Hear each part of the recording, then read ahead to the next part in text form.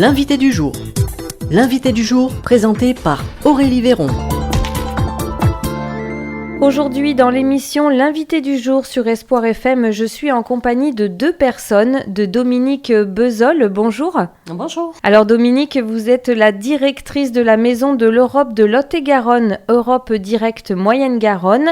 Et puis, vous êtes venue accompagnée d'Alba. Bonjour Alba. Bonjour. Alba, vous êtes chargée de communication à la Maison de l'Europe de Lot-et-Garonne. Et aujourd'hui, on va faire un retour sur les points importants qui ont marqué l'année au Parlement européen et à la Commission européenne. C'est bien ça, Alba? Oui, c'est ça. On va commencer pour faire un petit retour sur les élections européennes qui ont eu lieu en juin 2024, où les citoyens, du coup, ils ont pu voter par les représentants par les personnes qui deviendront les représentants au Parlement européen pour la législature 2024-2029. Du coup, suite à ces élections, les conservateurs, juste pour faire un petit retour de ce que ça a donné, les conservateurs ont conservé une place dominante en arrivant à la tête dans 14 pays, tandis que les sociodémocrates ont renforcé un peu leur présence dans des victoires, notamment au Portugal, Suède, Roumanie. L'extrême droite a également fait une percée significative en prenant la tête dans 6 États, dont la France. Du coup, pour la France,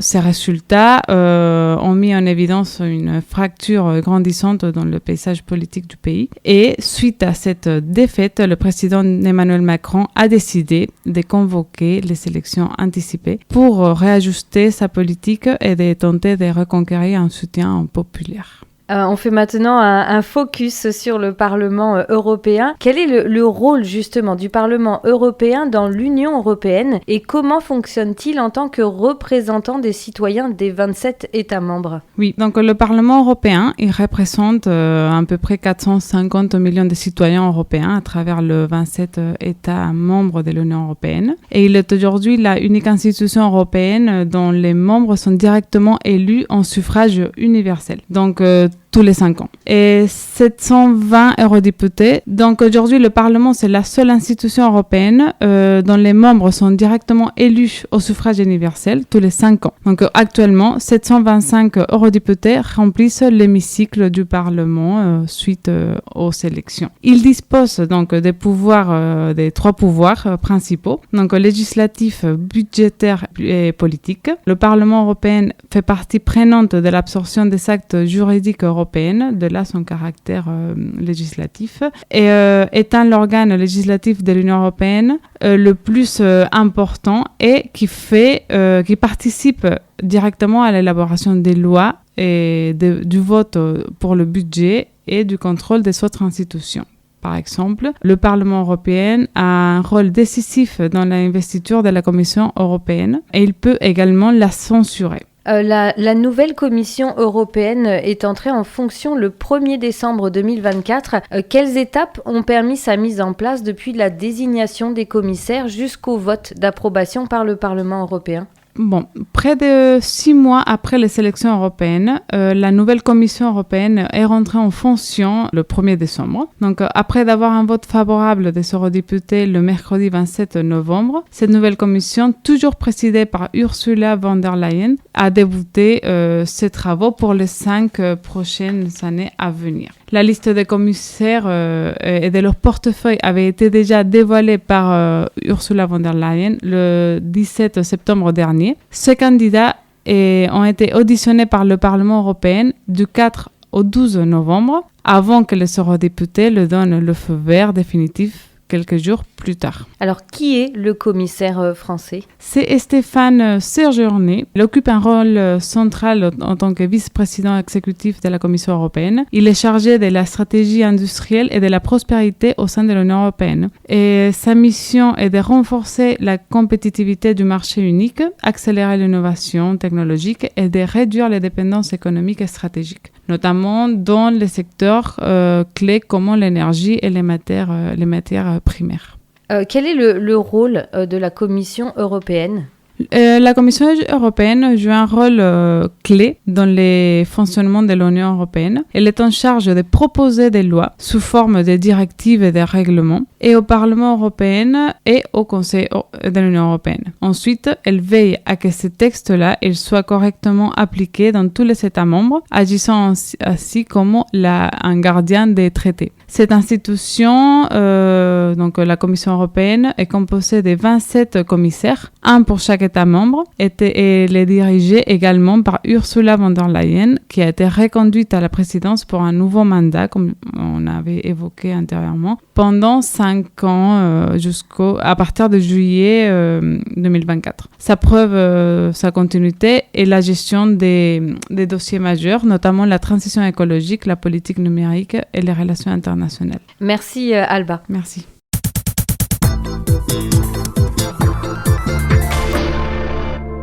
Et pour la deuxième partie de cette émission avec la Maison de l'Europe de Lot-et-Garonne, l'Europe Direct Moyenne-Garonne, nous continuons de faire le point un peu sur cette année 2024 qui se termine par un événement assez important pour l'Union européenne, c'est le Mercosur. Dominique Bezold, est-ce que vous pouvez nous expliquer ce que c'est le Mercosur ? Oui, alors le Mercosur, c'est l'acronyme de Marché commun des pays du Sud. En fait, c'est une zone de libre-échange qui regroupe aujourd'hui 5 pays d'Amérique latine, qui sont l'Argentine, le Brésil, le Paraguay, l'Uruguay et la Bolivie. En fait, ces 5 pays représentent l'essentiel de l'économie sud-américaine et 260 millions de consommateurs. Mais cela représente uniquement 2% des échanges de l'Union européenne aujourd'hui, en fait. Donc, ces deux blocs cherchent à se rapprocher depuis plusieurs années avec un accord de libre-échange. Et là, donc, nous venons de vivre le sommet des pays du Mercosur en Uruguay, qui finalement donne un peu une ouverture sur la finalisation de ces négociations entre ces deux pays. Alors, à quand remonte cet accord ? Alors, l'Union européenne et le Mercosur ont connu un premier accord politique en 2019 déjà. Ils se sont entendus sur plusieurs dispositions, mais celles-ci ne s'appliqueront que s'ils décident ensemble de signer et de ratifier un véritable traité. L'objectif principal de l'accord, c'est d'intensifier les échanges commerciaux entre l'Amérique du Sud et l'Europe. La première chose, comme dans tout accord commercial en fait, c'est de réduire ou de supprimer les droits de douane. Par exemple, le vin européen qui est aujourd'hui taxé à 27% quand il franchit les frontières d'Amérique latine, avec l'accord, il ne sera plus taxé du tout. Idem pour les voitures européennes qui, elles, aujourd'hui, sont taxées à 35%. Donc les Européens pourraient aussi vendre plus de machines, de vêtements ou encore de biscuits. En tout, cela représente un peu plus de 90% des droits de douane qui seraient supprimés entre les deux blocs en fait. Et quel serait l'impact sur l'agriculture et les marchés publics ? Alors concernant les exportations du Mercosur vers l'Union européenne, on parle beaucoup des produits agricoles évidemment. Pour le bœuf, ce sont 99 000 tonnes de viande qui pourraient entrer en Europe chaque année à un tarif réduit de 7,5%. Ce volume représente environ 1% de la consommation européenne. Pour la volaille, on en serait à 160 000 tonnes sans droit de douane. Pour le sucre, il s'agirait de 180 000 tonnes. D'autres quotas sont fixés aussi pour le miel, le porc, l'éthanol et le riz. Mais l'accord contient aussi des mesures importantes comme les mécanismes de sauvegarde qui permettent de suspendre les importations si elles causent un préjudice grave à un secteur. Et l'accord prévoit aussi de reconnaître près de 400 indications géographiques protégées comme par exemple les pruneaux d'Agen. Donc voilà, cet accord permettrait aussi à de grandes entreprises européennes d'accéder plus facilement au marché public des pays du Mercosur. Et bien sûr, il contient aussi des dispositions relatives au développement durable et aux droits des travailleurs. Mais vu sous cet angle, évidemment, le projet de traité contient beaucoup d'avancées, mais toutefois, il suscite beaucoup de critiques, notamment de la part des secteurs professionnels qui, eux, s'estiment lésés. Quelle est la position de la France concernant ce traité ? Alors clairement, les députés et les sénateurs français sont majoritairement contre le traité en l'état. Ça ne veut pas dire qu'ils sont contre le traité, mais contre le traité dans l'état actuel où il est présenté. Donc voilà, le 26 novembre 2024, les députés de l'Assemblée nationale ont majoritairement approuvé la position du gouvernement français dans les négociations sur cet accord. Ça veut dire que 484 députés ont rejeté le texte en l'état. Ils ont ensuite été suivis par les sénateurs qui ont voté à 338 voix contre le texte en l'état et une seule voix était à l'opposé.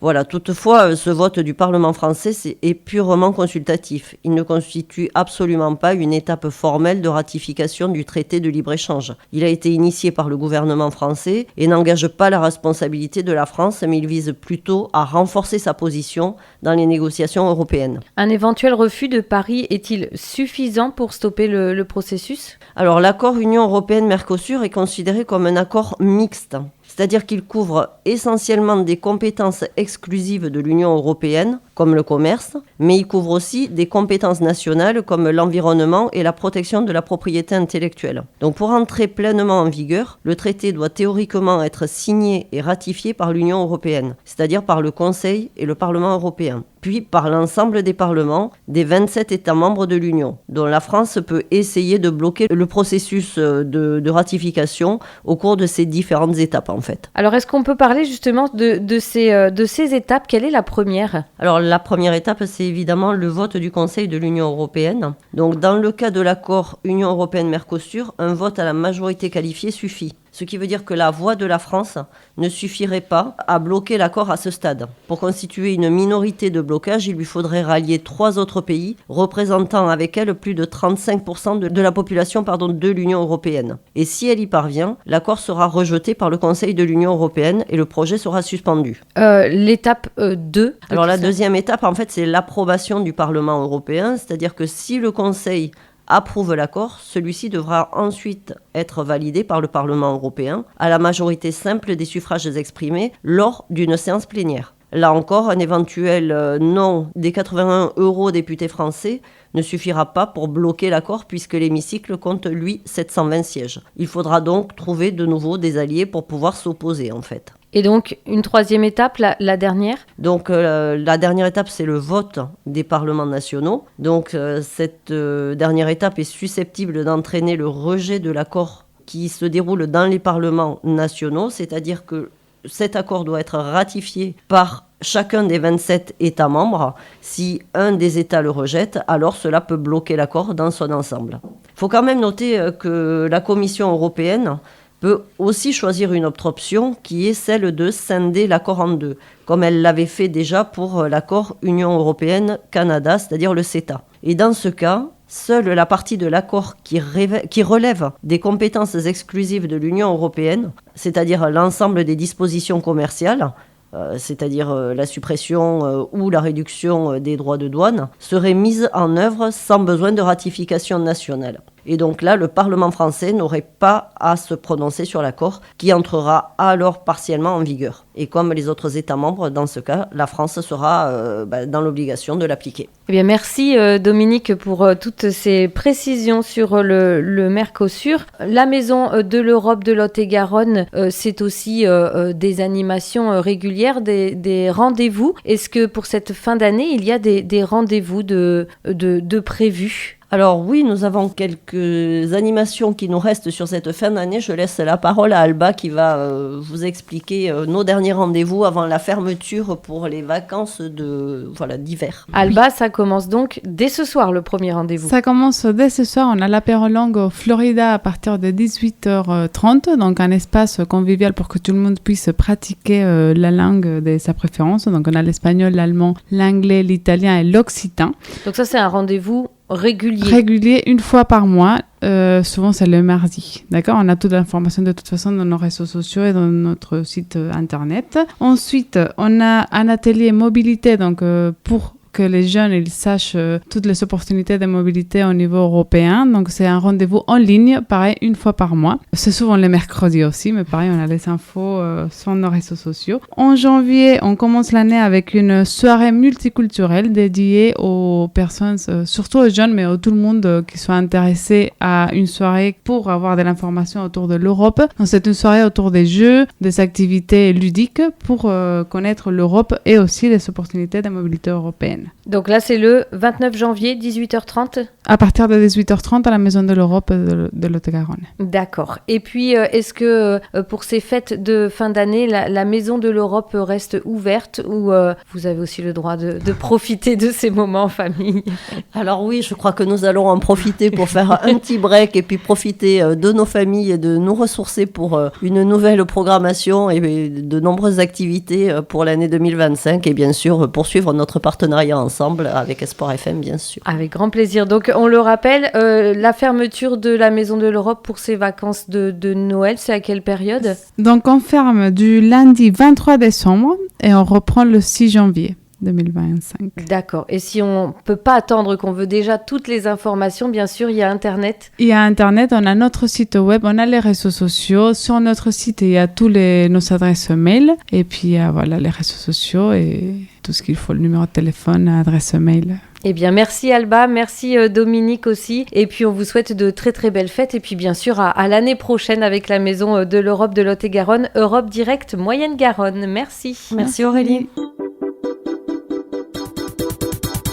C'était l'invité du jour présenté par Aurélie Véron. Si vous aussi vous souhaitez communiquer sur les actions, les projets ou les animations de votre structure ou association, contactez Espoir FM par mail à info@espoirfm.com ou par téléphone au 05 53 67 49 50.